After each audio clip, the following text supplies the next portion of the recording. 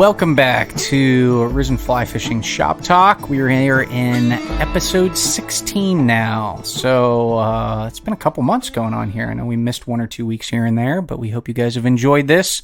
If you have any recommendations on things you want to hear podcasts for, go ahead and comment or even just shoot me an email at ryan@risenfly.com. Check out our website, www.risenfly.com. And check out all of our gear there. It is probably getting within a couple weeks of Christmas as this one rolls out. So if you're looking for gear for any of your friends, your family, or even yourself, hop onto the website. We probably have some deals going on here pretty soon. And if you don't know what you're looking for or anybody else, just grab one of our gift cards and they can purchase whatever they want later on. So today we're talking about tools. So what tools do we need on the stream and why? So we've had conversations about rods and reels and fly boxes and this and that. And now it's kind of all those little accessories that you have hanging all around yourself and why we need them and are they necessary and what do they do? So today we're just going to talk about that. So as you're out fishing, I think there's a couple necessary tools. There's a couple, we probably need them. And then there's a couple tools that are like, I probably don't need those too much. So let's talk about the necessary ones first. So when we're out on the stream, I think two of the most necessary tools that we need is some sort of line cutter, nipper, scissors, anything like that. And then any sort of hook, remover, we'll call it. So line clippers, there's a bunch of styles out there. There's your basic nippers that just kind of look like nail clippers. There are actual nail clippers. There are some that are integrated into pliers and stuff like that. But at some point in time, you're going to have to clip your line. So you need something to do that. So there's a bunch out there. There's some that are multi-tool as well. Just have something, anything. It's most of the time, it doesn't really matter. I think the other thing with these tools is they get lost pretty often. So there are some people that they've got a super high-end nipper that has, razor blades replaceable on there, and they've got it tethered around their neck with paracord because they just want to spend a good amount of money on something that they're going to use all the time. Then there's the other people that might lose 6 pairs a year, and they're going to spend $3 on a pair of nippers, or they're going to the dollar store and getting a pair of nail clippers for them. Make sure you have something like this. It's important because you're going to change your flies, you're going to clip off excess tippet, you're going to have to cut out some knots here and there, and you need something like that. There's a wide range of them out there. There's some good, there's some bad, there's some ugly, but they're necessary in my opinion. The next set of tools that I think you need is some sort of hook remover. So if you hook some sort of fish, hopefully you're doing that as you're out fishing, or you're probably giving up on this sport. You need some sort of hook remover. So whether that's a set of pliers or hemostats or forceps, this is great for removing them out of fish, removing them out of yourself, your clothing, your hats, your packs, your waders, all of the stuff that it happens to. And then there's a couple other reasons why you're going to use that. So I think the first and foremost is removing those flies out of there. Another one is sometimes people struggle getting their tippet through the eye of the hook. And if you hold on to and you lock your hemostats or pliers or whatever on the hook itself, gives you a little better chance to kind of focus on getting that through the eye of the hook. We sell a little magnet line threader here in the shop that I've been highly suggesting to a lot of people who are using like quadfocals. They can't really see to put a fly on. But sometimes those locking that fly hook into your hemostats or pliers is really good. And then there's times that you can actually use that as a last minute nail knot tool if you don't have anything like that. A few other purposes here and there, but I like a good pair. Most of mine are a little bit on the longer side. I'd rather have, if I hook something a little bit deep or hook into a bigger fish, I want to make sure I can get it out rather than having a really short pair of hemostats or pliers or something like that. So that's that. We talked a little bit already before about knot tying tools. I think that's one of those kind of in-betweens. If you are really comfortable tying knots, then just use your good old-fashioned fingers. One knot that I've learned to tie on my fingers, but a tool is so much better, is a nail knot. You can also use that for snells if you ever use a snell knot on the stream for a couple rare occasions. But I think that the more that you work on your knots, if you're especially new to the sport at home, I start people in some of our classes with like paracord, and then we step down to backing, and then we step down to actual tippet material when we're tying knots. So your loop knot, your tying on a hook knot, and your line-to-line knot. Learn some sort of knot for all three of those, and you'll be okay. So we've got tools for those. I think the next tool that we need is, we've got tippet there, but some sort of tippet holder, whether it's just to hold everything together and keep it in your pack or something to actually hang it on.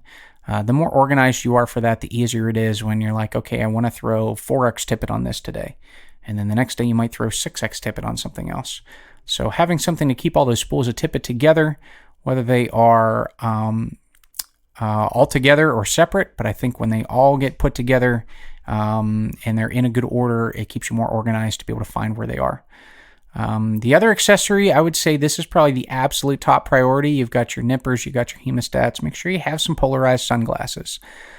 This is something that I think a lot of people miss on the stream, and it's extremely important because you're going to miss seeing a lot of fish if you don't take that glare off the water. If you're one of those people that have horrible eyesight and bad prescription glasses in terms of needing it just to be able to see 2 feet in front of your face, do your best to get some fit overs, find a prescription, use your optic insurance to be able to find something like that. Because it's really going to increase your ability to read the water, find fish, not trip over rocks as you're wading. There's so many reasons to wear polarized glasses. They're also eye protection. So if you throw a bad cast or pull a snag out from a tree or something like that, I'd rather hit the glasses and get buried in your eye because I've seen too many pictures of those over the years. So that's one of the really good things that you're going to need on the stream is a good pair of polarized glasses. We talked last week about leaders, and I think another couple accessories that you need is you need something to help everything float and something to help everything sink. So on the floating type, we're going to talk about 2 products. One would be some sort of indicator. So there are yarn indicators, foam indicators, wool indicators, some that are ball shaped, some that are strip foam, flat ones that lay like a leaf on the top. There are times that I absolutely hate indicators, and there are times that I think they're necessary.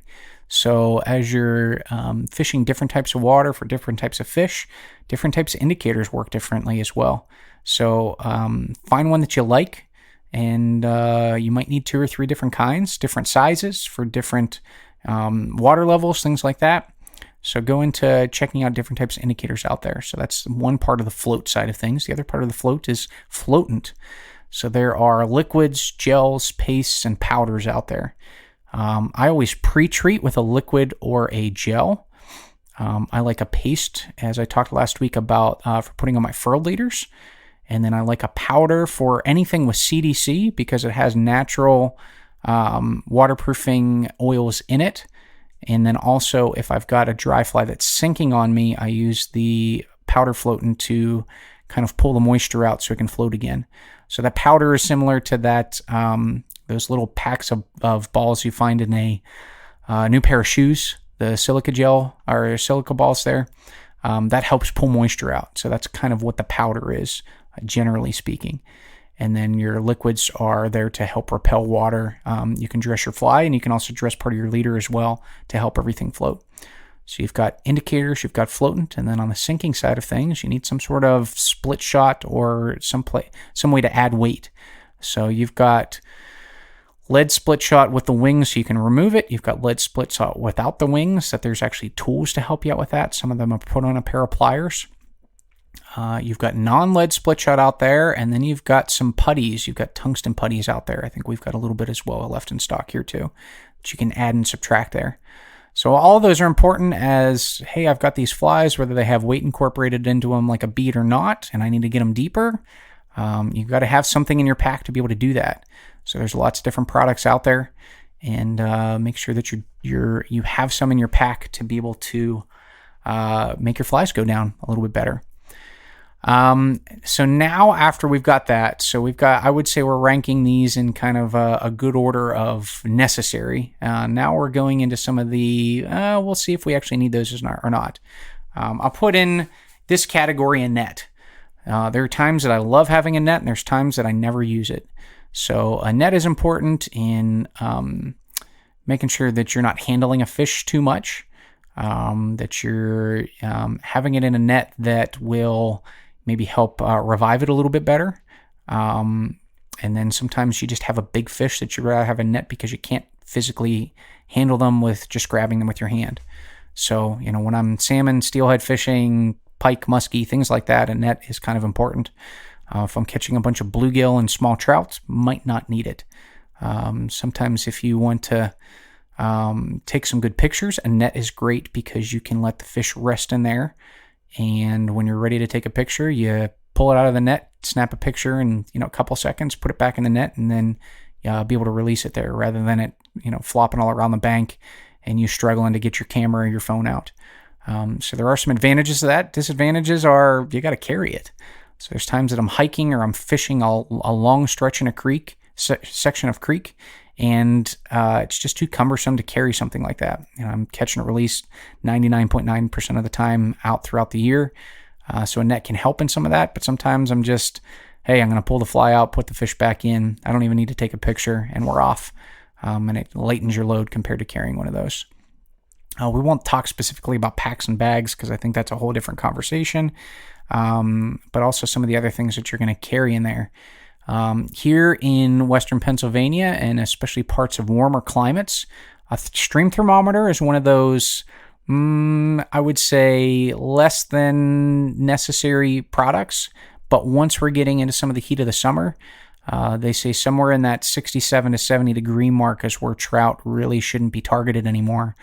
And a stream temperature thermometer to be able to put in the stream and see what it looks like so that you're not stressing these fish out can be very important. And also that's important on figuring out how active these fish might be. How cold or how warm the water is can make a big difference on a couple degrees here and there. We also have certain things I would say on the low end of necessary. A tape measure. Hey, I want to see if I caught my personal best. A scale. Same thing like that. I caught a massive brown trout in Lake Ontario by the time this hits, about 2 months ago. And it was pretty warm that day. I would say water temperatures were up high. Took a couple pictures, put them back in, and then just kind of did a reference measurements. Oh, hey, look, my... sorry, phone's ringing here. My finger or part of my vest is 3 inches, and I can kind of use that in the picture to say, okay, this fish, which we did, was about 30 to 31 inches overall. So sometimes you don't really need something like that, and is it that big of a deal anyways? Probably not. The other things that I'm going to carry on the stream with me, we talked about sunglasses. I think a hat is important as well, just to kind of protect you from the elements, but also to kind of shade your eyes so that you can see better into the water. I'm always carrying, like we talked about, tippet, but also extra leaders and different leader material there. And beyond that, there's not a whole lot that I'm carrying. I know we've got a bunch of other tools and things that we have. If on your tippet you don't have one of those tippet tenders, as we call them, a little elastic band with a loop in them so that you're not having your spools unwind on you. You've got little tools like that. And then you've got your wide variety of things. So one of the other things I'll also mention is just how do we keep those items that we have. Your floatant, your nippers, your hemostats. There's different forms of retractors and zingers and ropes and cords. Some of those are great because it keeps everything accessible in front of you, and some of those just get in the way and tangle your line up while you're casting. I would say another thing that you need is we probably need a wading belt if you're actually wearing waders. That's important to make sure. There's all kinds of studies about, you're going to drown if you don't have that. There's been some well-known fly fishermen out there that have proven that otherwise, but I still think it's important in some ways. But also how you carry everything. So when I carry a net, I actually have a cord that's attached to it, and I attach that to my wader belt so it's kind of out of the way.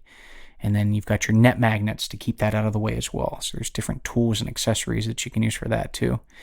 The other thing that some people like as another accessory is some sort of fly patch. So there's foam ones, there's wool ones, there's ones that are, incorporated into your chest packs and things like that. I think that's great for putting a couple flies that you might want to throw on, taking flies off, and having a place to put it. In my experience, I lose more flies that are on that patch than if I would just put them back in the box. If I want to dry a fly off, I'm probably clipping it off, drying it on my shirt. I usually wear some sort of moisture wicking shirt that kind of pulls some of that in too. And then I put it back in the box, and I make sure my box is open during my drive back home so I can dry everything out again.